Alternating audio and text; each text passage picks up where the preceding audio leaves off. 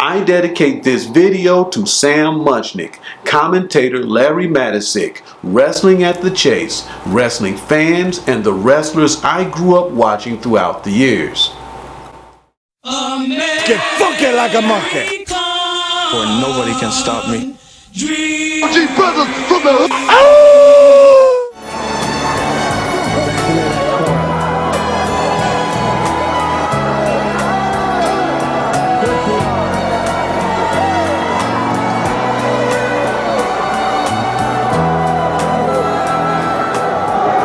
shots him again.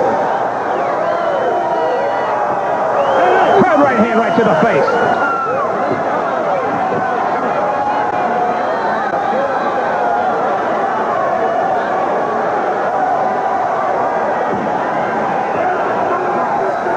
This is the key. This is my film analysis of Darren Aronofsky's 2008 film, The Wrestler, based on Robert Siegel's 2007 script of the same name. The Wrestler stars Mickey Rourke as Randy the Ram Robinson, Evan Rachel Wood as Stephanie, and Marisa Tomei as Cassidy. I would appreciate it if you would subscribe to the Godfather of Cinema. And I would also appreciate it if you would hit the bell to be notified of more videos that I'll be uploading in the future. Why do some people believe in things that they know are not real? And why do some people disbelieve things that they know are real? In The Wrestler, aging over-the-hill wrestler Randy the Ram Robinson cannot let go of the past and his belief that a 20th anniversary rematch with the Ayatollah will put him back on top of his sport. One thing that Randy cannot get back, however, is time. For all that he has to show from all of the blood, sweat, tears, passion, and love he sacrificed to the sport and his fans after all these years are swollen joints, an old broken down trailer in a trailer park, a broken heart, and a grown daughter who hates him. And yet, in spite of these regrets, there is a woman named Cassidy. However, she won't let him take her out for a couple of beers. She treats him like she treats all of the other guys. She does not want him around her son, and she does not want him to call her by her real name, which is Pam. Why then does he like this woman so much in spite of all signs pointing to the fact that she does not like him? At least not in the same way that he likes her. Because every time he sees her, she pretends like she is happy to see him, especially on those slow nights when she cannot get anybody else to pay her for a lap dance at the strip club. A has-been professional wrestler named Randy the Ram Robinson prides himself on giving everything he has to make his fans believe that wrestling is real. However, as Randy's fans want to believe in something which they can obviously see is fake, Randy also wants to believe that a stripper named Cassidy really likes him. However, even after he runs off a group of customers for making fun of her age, and even though he can always be counted upon to pay her for a lap dance when other customers reject her because of her age, she won't let him take her out, kiss her, or get to know her outside of the club. Randy goes out of his way to make Cassidy feel like she is an important person, but in return she treats him like any other customer. Unlike her, Randy always goes the extra mile to make his fans feel like they are more than just fans to him. Unfortunately, the same cannot be said in regard to his estranged daughter, as having his picture taken with his fans at a VFW hall is more important to him than making his daughter feel like she is important to him also by taking a few minutes to talk to her prior to a match. More on this later.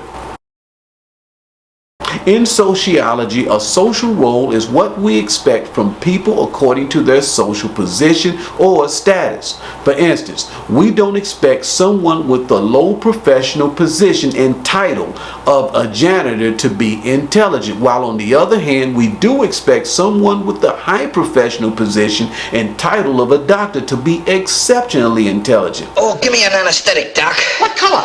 Additionally, we expect cops to be fair, men to be physically and emotionally strong, women to be physically and emotionally weak, submissive, to have children, and to know how to cook. So it is easy to see how limiting people to roles we expect them to have makes it difficult to see those people in different ways. Because customers in the strip club only see Cassidy as a stripper, it never crosses their minds that she may also be a mom. Got a kid. You have a kid?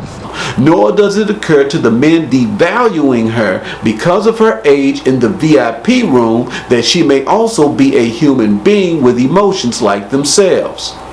And because Wayne only sees Randy as a wrestler, but not as a father, a man who just had a heart attack, or a man like himself with pride, Wayne is insensitive to Randy's feelings, ordering him out of his office to knock on the door to re-enter his office. Additionally, Wayne cracks a homophobic joke about Randy sitting on another wrestler's face.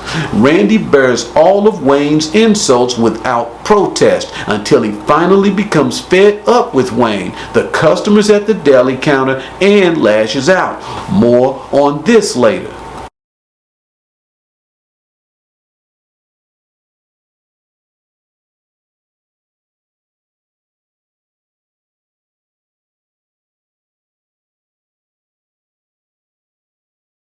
Cassidy has no problem distinguishing who she really is from who she pretends to be in the strip club, as her real name is Pam and not Cassidy. Customers don't pay her to share her personal life with them, nor do they pay her to tell them about her son.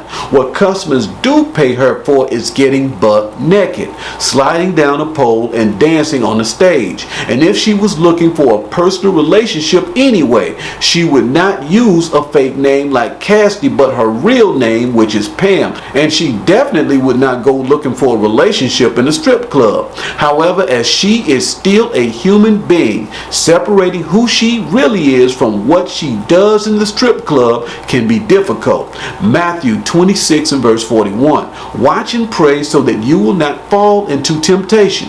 The spirit is willing, but the flesh is weak. She should have thanked Randy for defending her from the men making fun of her in the VIP room. However, instead of thanking him as he expected her to, she curses him out for ruining her opportunity to make $200. As far as she is concerned, the men had not insulted her because they do not know her. Rather, they had insulted Cassidy, a fake person who only exists in the strip club. And in another scene, Randy enters the strip club like an angel of light again, coming to her rescue, as it is a slow night, at least for her, due to the fact that most customers prefer younger strippers to older ones like herself. However, tonight he throws her a curveball.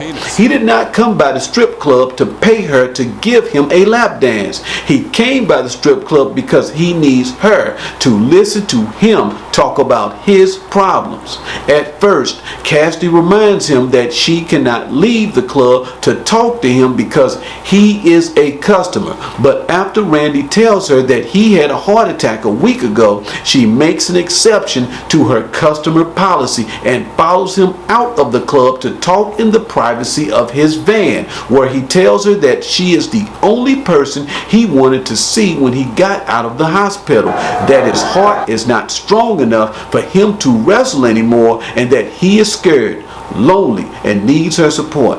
But Pam is too strong to be tricked into accepting a role that is not for her benefit, but for his benefit. Their relationship is based on business, and she cannot allow herself to become personally involved with him.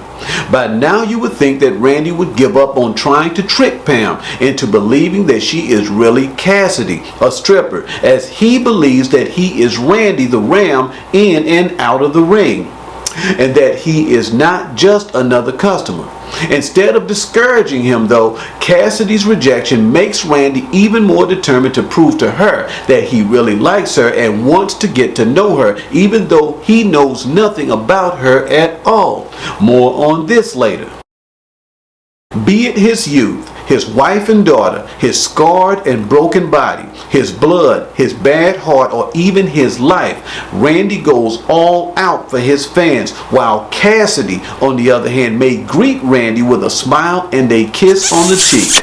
She may listen to Randy and offer him encouragement, and she may give him a lap dance, but when it comes to her private life, her son, her real name, or her heart, Cassidy does the minimum of what her job calls for her to do, as Randy does the minimum of what his job at the deli counter calls for him to do. People do not go to strip clubs or deli seeking relationships, and for this very reason, Cassidy cannot give Randy her heart because he is only a customer. The customer is always right, be it a pasta salad, chopped liver, or exactly 1 pound of German potato salad. And if he has to cut himself with a razor blade in order to fake a turnbuckle head injury, or let another wrestler named Hellbilly Cannibal body slam him on broken glass and barbed wire, or have a heart attack, Randy gives his fans exactly what they pay him for, such as blood and seeing him and other wrestlers beat the living hell out of each other. His fans, however, don't reciprocate the love he shows them by going to see him in the hospital, nor do his fans show up to support him at the autograph show, because this, unfortunately, is real life, and Randy's fans don't pay to see, nor do they want to see real life. They pay to see a fantasy, and they want him to make them believe that the fantasy that they are paying to see is real. Cassidy may listen to Randy, offer words of encouragement, let him buy her a drink, and she may kiss Randy on the cheek. Cassidy may even pretend that Randy is more than a customer, even though he isn't. Again, let's return to the scene in which he barges into the VIP room like the White Knight to rescue her from a group of men making fun of her age. Instead of thanking Randy for chasing the rude man away, she curses him out for messing up her chance to make $200. And when Randy stops by the strip club to let Cassidy know about the heart attack he suffered a week earlier, she opens up a harsh can of whoop-ass reality that she is only pretending to like him. She also reminds him that she is a stripper and cannot allow herself to go any further with him than that. As I pointed out earlier in this analysis, professional wrestling has been Randy the Ram Robinson prides himself on how far he is willing to go in and out of the ring for his fans. For instance, he'll inject steroids directly into a butt cheek, tan himself at a spa, bleaches hair at the beauty salon, cut his forehead with a razor blade, and he will even put his heart and life on the line by coming out of retirement for a rematch with the Ayatollah at Madison Square Garden. And yet, for all of the real sacrifices he makes for his fans in the fake world of professional wrestling, Randy won't make any real sacrifices for his daughter in the real world. Even going by her house after his heart attack is fake, because he only does so because he is afraid of being completely alone after Cassidy, whom he told about his heart attack, First, sent him packing to his daughter. And even though Stephanie sees right through his fake apology for abandoning her and her mother when he was young and on top of the world, she agrees to have dinner with him. However, being that his heart belongs first to wrestling and his fans, Randy misses dinner with his daughter for the opportunity to referee a match between Booker D and McPride in a high school gymnasium, proving again in this scene that he won't make any real sacrifices for his daughter, and yet he also cannot seem to understand why she won't accept him as his fans accept him.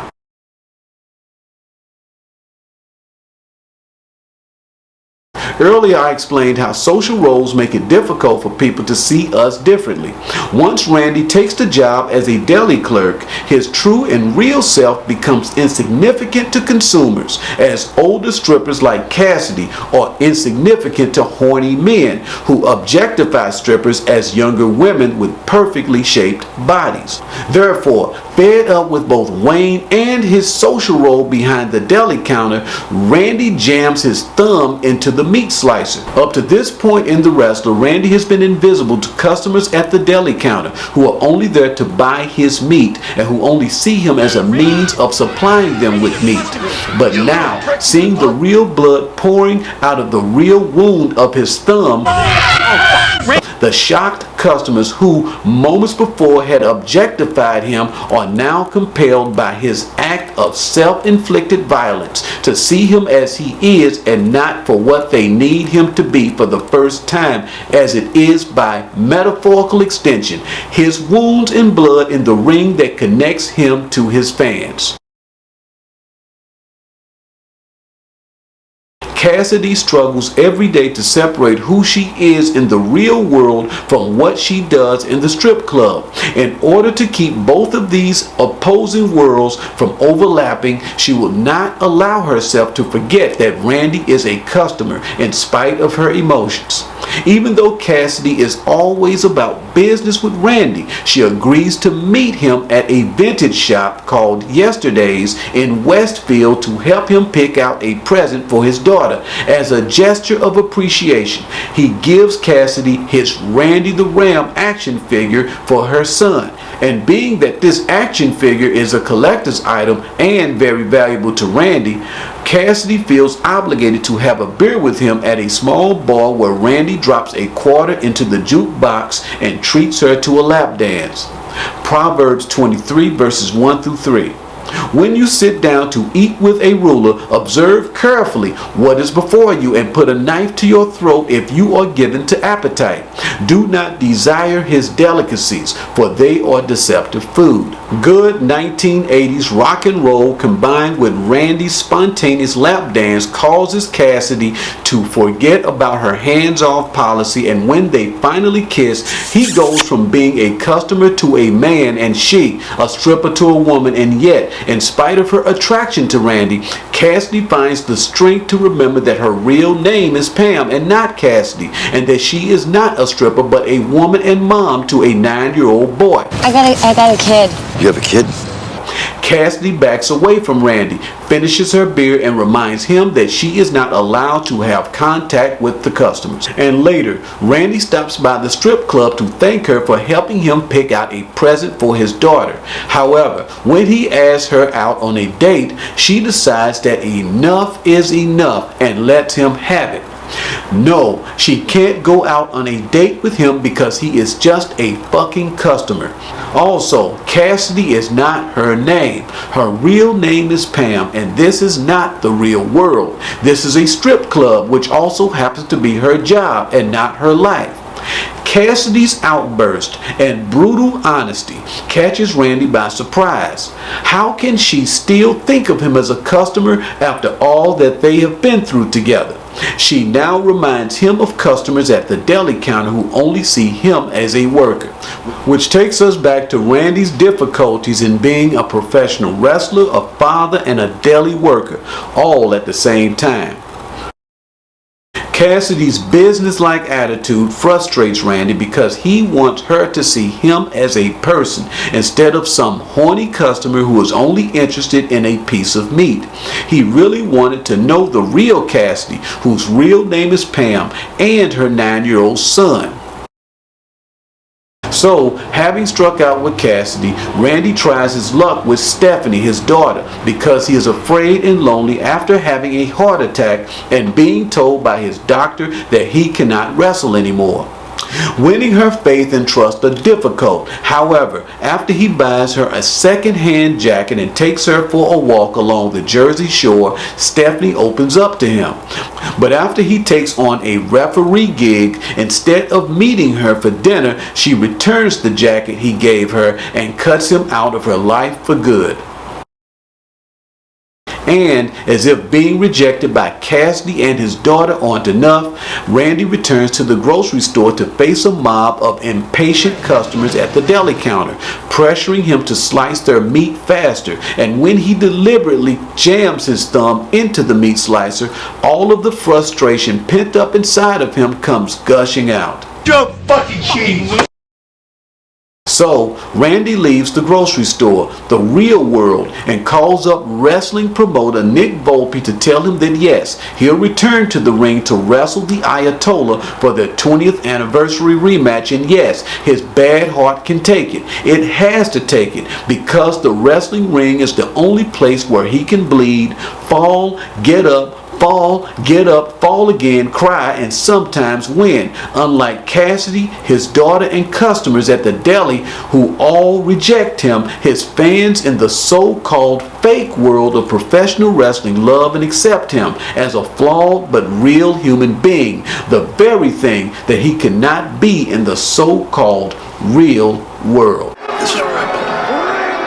Director Darren Aronofsky originally picked Nicolas Cage to play Randy the Ram Robinson in The Wrestler, with the director claiming that Cage left the project after finding out that the director wanted Mickey Rourke, a claim that Nicolas Cage disputed by asserting that he left the project because he didn't have enough time to build his body up for the role.